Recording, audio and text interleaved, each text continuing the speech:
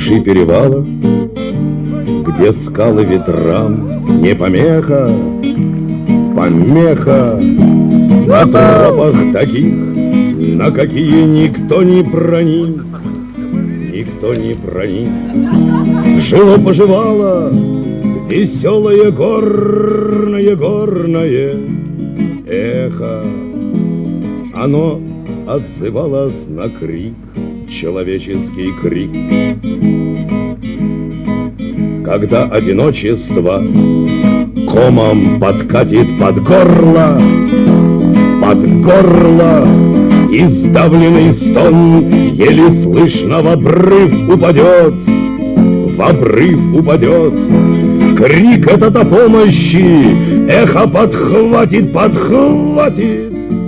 проворно усилит и бережно в руки своих донесет. Должно быть, не люди, напившись дурмана и зелья, чтоб не был услышан никем злобный топот и храп,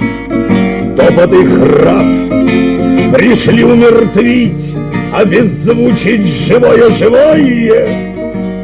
ущелье, и эхо связали, и в рот ему сунули кляп.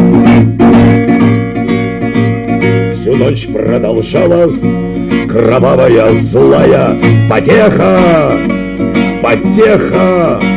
и эхо топтали, но звука никто не слыхал.